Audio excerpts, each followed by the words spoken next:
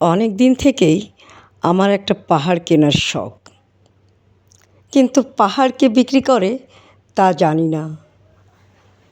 যদি তার দেখা পেতাম, দামের জন্য আটকাতো না। আমার নিজস্ব একটা নদী আছে, সেটা দিয়ে দিতাম পাহাড়টার বদলে।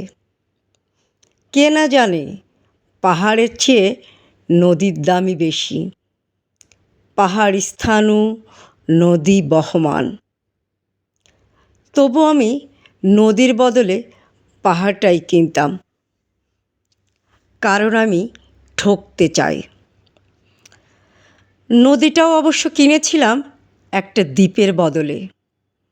ছেলেবেলায় আমার বেশ ছোট্টখাট্ট ছিমছাম একটা দ্বীপ ছিল।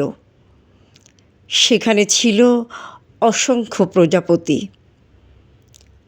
শৈশবে দ্বীপটি ছিল আমার বড়ই প্রিয়।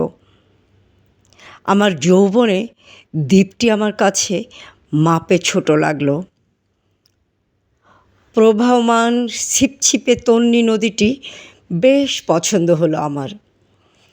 বন্ধুরা বলল, ওইটুকু একটা দ্বীপের বদলে এত বড় একটা নদী পেয়েছিস, খুব জিতেছিস মাইরি।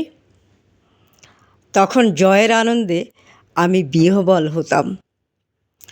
তখন সত্যিই আমি ভালোবাসতাম নদীটিকে। নদী আমার অনেক প্রশ্নের উত্তর দিত। যেমন, বলো তো আজ সন্ধেবেলা বৃষ্টি হবে কি না? সে বলতো, আজ এখানে দক্ষিণ গরম হাওয়া। শুধু একটা ছোট্ট দ্বীপে বৃষ্টি, সে কি প্রবল বৃষ্টি, যেন একটা উৎসব। আমি সেই দ্বীপে আর যেতে পারি না। সে জানতো, সবাই জানে, শৈশবে আর ফেরা যায় না। এখন আমি একটা পাহাড় কিনতে চাই। সেই পাহাড়ের পায়ের কাছে থাকবে গহন অরণ্য। আমি সেই অরণ্য পার হয়ে যাব, তারপর শুধু রুক্ষ কঠিন পাহাড়। একেবারে চূড়ায়, মাথার খুব কাছে আকাশ, নিচে বিপুলা পৃথিবী, চরাচরের তীব্র নির্জনতা। আমার কণ্ঠস্বর সেখানে কেউ শুনতে পাবে না। আমি ঈশ্বর মানি না, তিনি আমার মাথার কাছে ঝুঁকে দাঁড়াবেন না।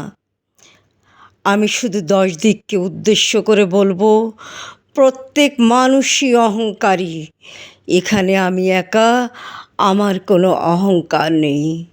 এখানে জয়ী হবার বদলে ক্ষমা চাইতে ভালো লাগে। হে 10 দিক, আমি কোনো দোষ করিনি, আমাকে ক্ষমা করো, আমাকে ক্ষমা করো, আমাকে ক্ষমা করো।